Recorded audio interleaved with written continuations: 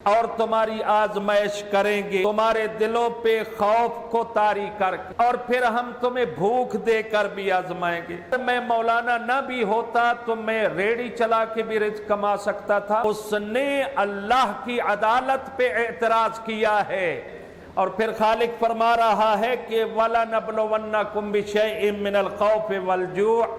اے مؤمنین، اے مخلصین، اے میرے بندو، ہم تمہارا ضرور بضرور امتحان لیں گے اور تمہاری آزمائش کریں گے چند ایک چیزوں کے ذریعے۔ اولاً تمہارے دلوں پہ خوف کو طاری کر کے، کہ خوف آتا ہے کہیں خوف کی وجہ سے راہ خدا کو چھوڑ تو نہیں جاؤ گے، کہیں ایسا تو نہیں ہے کہ تم بھاگ جاؤ گے۔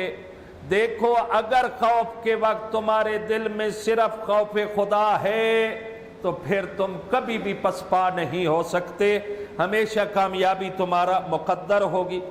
والجوع، اور پھر ہم تمہیں بھوک دے کر بھی آزمائیں گے۔ کبھی ایسا تو نہیں ہے کہ چند لقمے کم ہوئے تو بندہ شکایت کرنے لگا، میرا اللہ تو نے رزق کا وعدہ کیا تھا، میں تیرا بندہ ہو کر بھوک پہ مر رہا ہوں اور تو مجھے کھانا ہی نہیں دیتا، یہ تیری کیسی عدالت ہے؟ بہت سارے بندے ہیں اور یہ عدالت الہی کے خلاف فیصلے ہوتے ہیں۔ میں واقعاً حیران ہوتا ہوں۔ میں ایک آدمی ہوں، اللہ نے مجھے ہاتھ دیے ہیں، اللہ نے مجھے آنکھیں دی ہیں، اللہ نے مجھے پاؤں دیے ہیں۔ اگر میں مولانا نہ بھی ہوتا تو میں ریڑھی چلا کے بھی رزق کما سکتا تھا، مزدوری کر کے بھی رزق کما سکتا تھا۔ اللہ نے مجھے توفیق دی ہے، طاقت دی ہے، میں رزق کما سکتا تھا۔ حیرانگی یہ ہوتی ہے کہ فلاں مقام پہ جناب فلاں نے خودکشی کر لی ہے، دیکھا جاتا ہے نوجوان ہے جی، بچوں نے کپڑے مانگے، کپڑوں کے لیے پیسے نہیں تھی تو اس نے خودکشی کر لی۔ یہ خودکشی کرنا، اس نے اللہ کی عدالت پہ اعتراض کیا ہے کہ اللہ نے مجھے رزق نہیں دیا، لہذا میرے لیے جو اللہ نے زندگی دی ہے اس میں زندہ رہنا ٹھیک نہیں ہے۔ اللہ کے فیصلے کے خلاف گویا اس نے اقدام کیا ہے۔ تو بندہ اگر حرکت کر سکتا ہے تو رزق کمانا کوئی مشکل نہیں ہے۔ یہاں پر ایک چھوٹا سا واقعہ، یہی لاہور کا ایک بچہ ہے، عراق میں وہ گر گیا کرونا کے دوران، مزدوری کرتا تھا بیچارہ، مزدوری بھی ختم ہو گئی، سارا کچھ ختم ہو گیا۔ تو وہاں سے بہرحال اس بچے کو کسی مہربان نے نکالا اور اس کے ٹکٹ کا بندوبست ہوا۔ اس بچے سے اس نے پوچھا کہ بیٹا آپ پاکستان میں جا کے کیا کرو گے؟ تو بچہ پریشان ہوا، ذرا جیسے رونے والی آنسو نکل آتے ہیں کہ میں کیا کروں گا، بس دیکھوں گا اللہ خیر کرے گا۔ تو اس آدمی نے اس بچے کو، ابھی لاہور میں وہ بچہ زندہ ہے اور کاروبار بھی کرتا ہے، $100 دیا، عراق میں $100 دیا۔ اس وقت 16,500 یا 17,000 روپے بنتے تھے، یہ 2019 کی بات ہے، بنتے تھے۔ صلوات پڑھیے ایک بلند آواز سے۔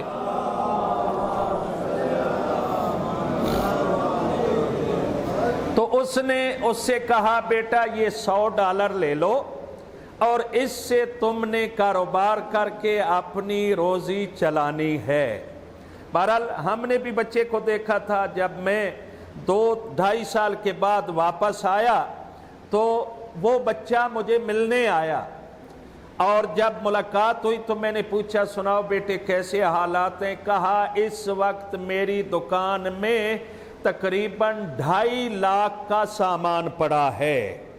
اسی 16 یا 16,500 سے اس نے منڈی سے فروٹ، سبزیاں وغیرہ خریدی اور بڑھتے بڑھتے محنت کی، اور وہ کامیاب ہو کر یعنی 2-2.5 سالوں میں اتنا سامان اس نے اکٹھا، ساتھ میں ظاہر ہے کھاتا بھی ہوگا اور اپنے ماں باپ کو بھی دیتا ہوگا۔ تو یہ مایوس ہونے والی باتیں انسان کو چھوڑ دینی چاہیے۔ اگر میں مثلاً مولویت سے کوئی نکال دے، مقصود شاہ صاحب کہیں کہ آپ نکل جاؤ یہاں جامعہ سے، تو کیا عیب ہے؟ ایک ریڑھی لگا لو بھائی، دنیا بھی تو رزق کما رہی ہے۔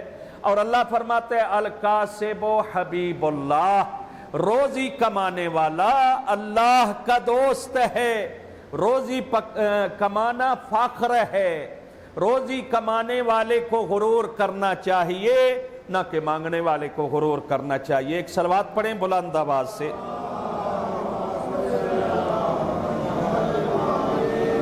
تو بھوک سے نہیں گھبرانا ہے، خالق نے فرمایا بھوک کے ذریعے بھی ہم تمہارا امتحان لیں گے۔ وَنَقْسِم مِّنَ الْأَمْوَالِ، اور جن کے پاس ڈھیروں مال و متاع موجود ہے، دولت ہے، سونا ہے، چاندی ہے، ان کے ان مالوں کو ہم کم کریں گے، بہت ہی کم کریں گے، اور اس کے ذریعے بھی امتحان لیں گے۔ کہیں ایسا تو نہیں ہے کہ جب ہم نے دیا تھا تو بڑا خوش تھا، اللہ نے بڑی مہربانی کر دی ہے، بڑا لطف کر دیا ہے، مختلف طریقوں سے اکٹھا کیا تھا، لیکن جب تھوڑا سا ہم نے بعنوان امتحان اس کو مال کو کم کیا تو اب یہ ہماری شکایت کرنے لگا ہے۔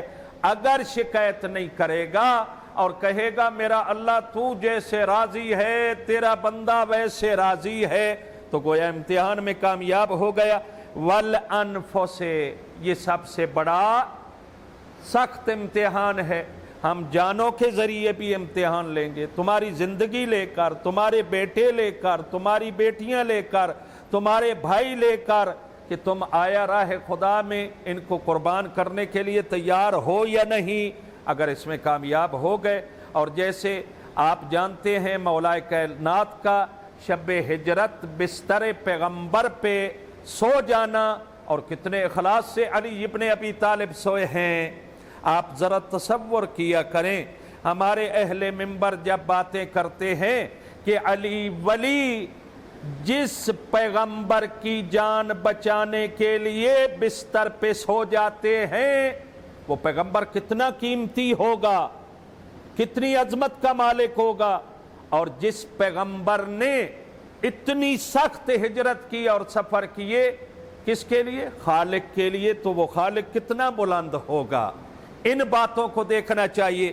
اور پھر فرما رہا ہے والثمرات، اس سے مراد علماء نے لیا ہے کہ کیونکہ اولاد جو ہے دلوں کی ٹھنڈک ہوتی ہے، اور ان کو ثمرات بھی کہا گیا ہے، اس سے مراد اولاد بھی ہو سکتی ہے۔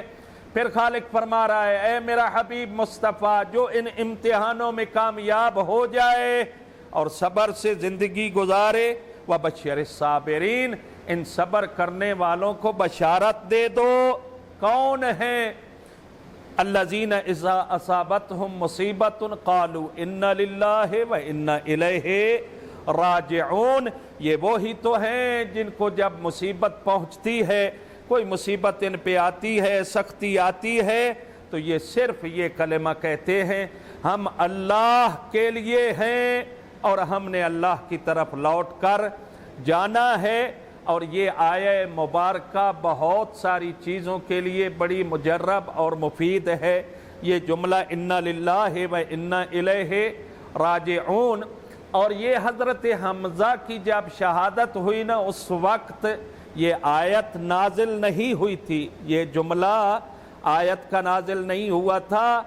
سب سے پہلے جس نے انا للہ و انا الیہ راجعون کا یہ کلمہ حضرت حمزہ کی وفات پہ سنا، وہ علی ابن ابی طالب ہیں، انہوں نے یہ پڑھا تھا۔ اور اس کے بعد پھر خالق کائنات کو کتنا پسند آیا کہ خالق نے اپنی قرآن کلام اللہ کا حصہ بنا دیا۔ اللہ جانے علی نے کتنے اخلاص سے اعلان کیا ہوگا کہ میرا اللہ، میرا جو کچھ ہے اس کا تو مالک ہے، اور یہ بھی ہے کہ پھر مجھے تیری بارگاہ میں لوٹ کر آنا ہے، اور وہیں پہ حساب و کتاب بھی ہے۔ دعا ہے خالق کائنات ہم سب کو اپنی عبادت کی توفیق عطا فرمائے۔